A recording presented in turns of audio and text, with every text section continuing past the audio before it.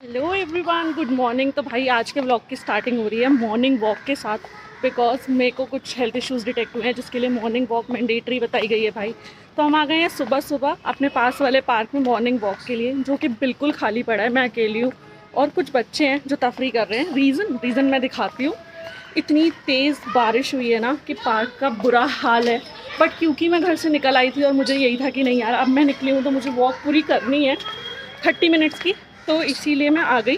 लेकिन पार्क का जो हाल है ना, वो मैं ज़्यादा दिखाती हूँ। तो इस प्रकार यहाँ से शुरू करते हुए अगर हम देखेंगे तो पानी ही पानी है हर जगह, और बच्चे यहाँ पे काट रहे हैं मस्ती। उधर से ज़्यादा क्लियर दिखेंगे, ये देखो क्या मौज चल रही है सबकी। A to Z पूरे पार्क का यही हाल है, और कीचड़ कीचड़ हो रखी है, बट पटरी साफ है इसीलिए मैं आराम से इस पर वॉक कर पा रही हूँ। एंड ओए म्याऊ को देखो, ये भी अपनी मॉर्निंग वॉक के लिए यहाँ पे आई है। कूदी दोतों को देखती हूँ, इनको देखती हूँ ना, अलग ही प्यार आ जाता है। पटरी पे कुछ ऐसे ऐसे पत्ते फैले हुए हैं और मेरी चप्पल ना ऑलरेडी स्लिपरी हैं। शूज़ मेरे ख़राब हो रखे हैं इसलिए पहन के नहीं आ पाई। जो एक्सरसाइज के ये लगे हुए हैं ना, देखो इनकी अलग ही मौजें चल रही हैं। बचपन होता है भाई। पता है मेरे लिए जो 2024 है ना, कतई ख़तरनाक आया है। ख़तरनाक इसलिए, आज तक इतने मुझे दवाइयों की, डॉक्टर्स की नीड नहीं पड़ी। इवन मैं कभी एडमिट भी नहीं हुई हॉस्पिटल में। और ये जब भी से प्रेगनेंसी का लोचा शुरू हुआ था ना, उसके बाद से अब तक चीज़ें थमने में नहीं आ रही। और मेरी बच चुकी है बैंड लिटरली। जब भी डॉक्टर के पास जाओ किसी और चीज़ के लिए, वो और 10 टेस्ट करके और दूसरे इश्यूज़ क्रिएट कर देते हैं। मतलब literally I have no idea कि हो क्या रहा है। बट मैं पूरी कोशिश कर रही हूँ कि मैं दवाइयों पर अपनी बॉडी को ना भेजते हुए नेचुरली चीज़ों को क्योर करने की कोशिश करूँ। बाकी तो सब ऊपर मर्जी है उनकी, भगवान जी की, कि वो कितना और स्ट्रगल अभी कराते हैं। इसीलिए भाई जो चीज़ें मेरे से जैसे बन पाएंगी ना, मैं डेफिनेटली वो करने की कोशिश कर रही हूँ। और बच्चे मुझे देख के हंस रहे हैं, उनको लग रहा है दीदी वॉक करते करते क्या कर रही है ये।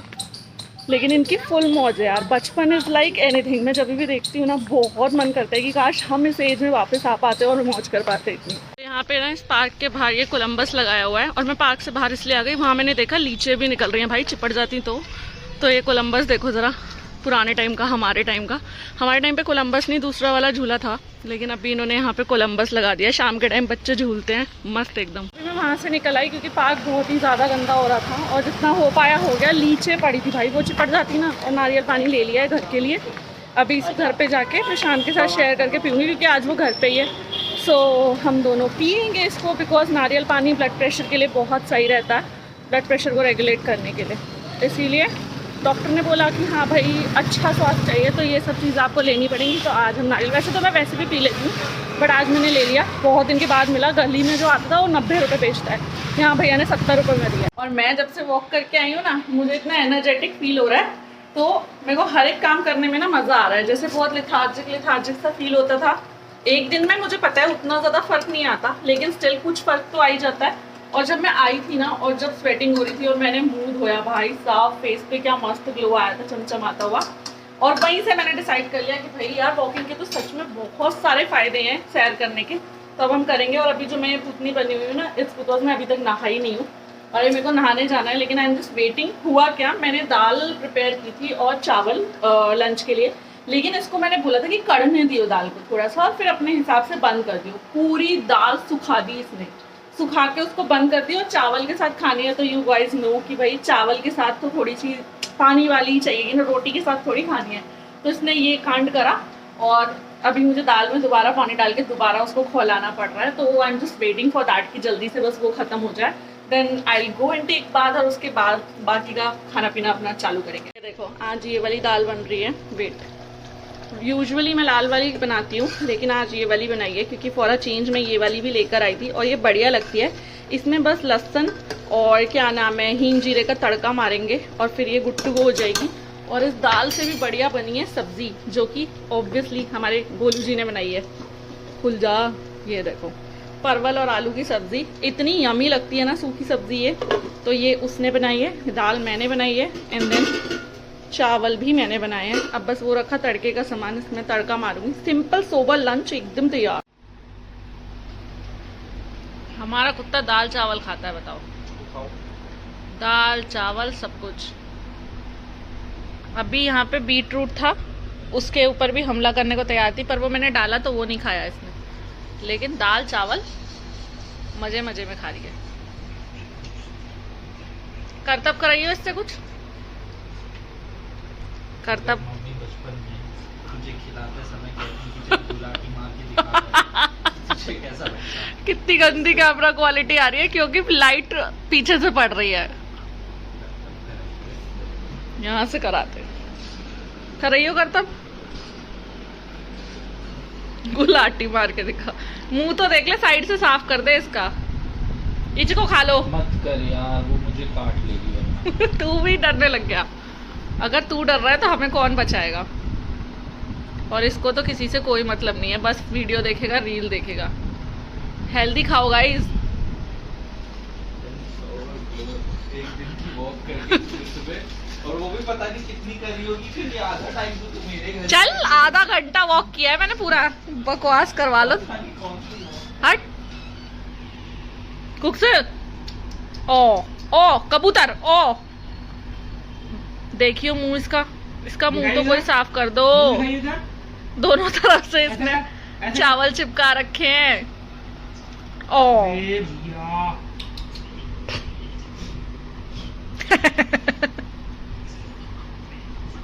Cook sir. तो गाइस अभी हो चलिए रात, और रात के 9:30 बज चुके हैं। और हम थोड़ी देर मम्मी के घर पे गए थे, वहाँ से अब अपने घर की ओर प्रस्थान कर रहे हैं।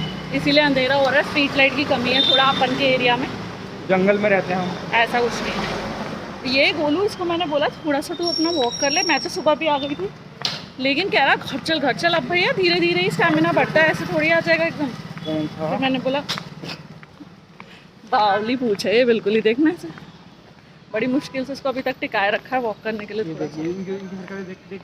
देखना दोस्तों के दोस्त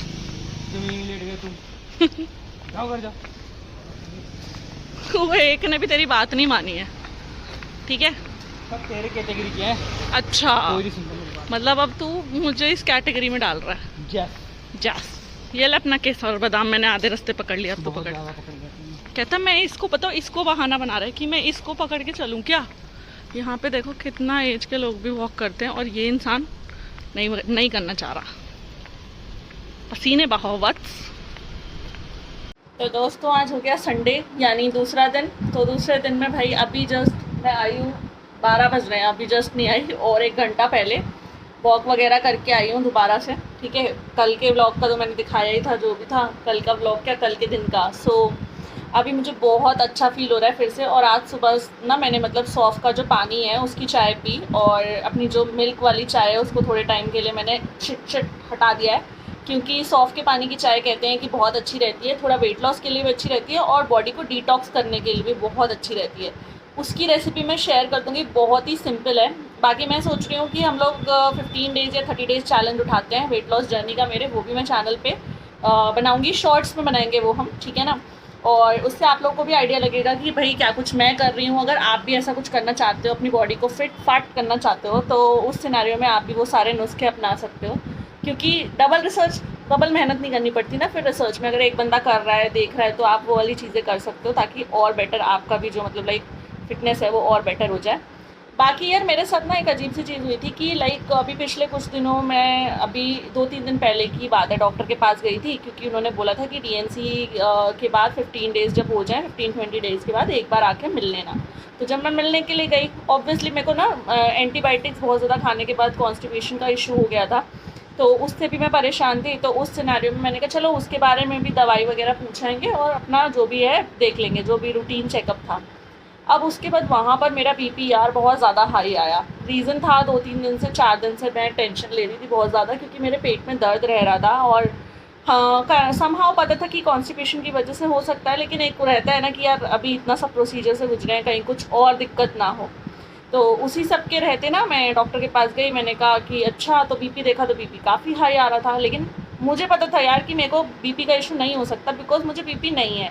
और अभी पिछले दिनों में जब थ्रोट इन्फेक्शन वगैरह हुआ था तभी भी चेकअप्स हुए थे, तब भी BP नॉर्मल था। ड्यूरिंग प्रेगनेंसी भी BP नॉर्मल था, जितना भी फर्स्ट ट्राइमेस्टर मेरा जो भी था उसमें भी मेरा BP नहीं बढ़ा। बट डॉक्टर के सामने तो बढ़ा हुआ आ गया, तो उनको तो यही था कि बढ़ा हुआ है, ये है वो है। उन्होंने मुझे फिजिशियन के पास भेज दिया, 100 यूँ दवाइयाँ फिजिशियन ने लगा दी। और उसके बाद जब मैंने पहली डोज वो खाई ना, हाय तौबा, ऐसा लग रहा था सिर के ऊपर किसी ने सिलबट्टा या पत्थर रख दी हो, क्योंकि मेरा बीपी घर पे नॉर्मल आ रहा था, लेकिन स्टिल मैंने खा ली कि भाई डॉक्टर बोल रहा है कहीं ये ना ईको ईसीजी पता नहीं हार्ट ये वो क्या क्या बोल दिया। और लेकिन मैंने ये फैसला किया था कि जब मेरा घर पे रीडिंग्स नॉर्मल आ रही हैं, मेरी प्रेगनेंसी में रीडिंग नॉर्मल आई है, और उस दिन मैं इतना स्ट्रेस में उनके पास गई थी, ऑब्वियसली तभी इतना बढ़ा हुआ था मेरा बीपी। और एक्चुअली में मैं बहुत स्ट्रेस में थी, बिकॉज बहुत कुछ मेरे साथ बीता है पीछे, और अभी तक अब तो चीज़ें फिर भी ठीक हो रही हैं, धीरे धीरे चीज़ें वापस बैक टू नॉर्मल हो रही हैं, लेकिन कब तक आई डोंट नो, बट हम पॉजिटिव ही रहेंगे कि सब कुछ अच्छा रहेगा।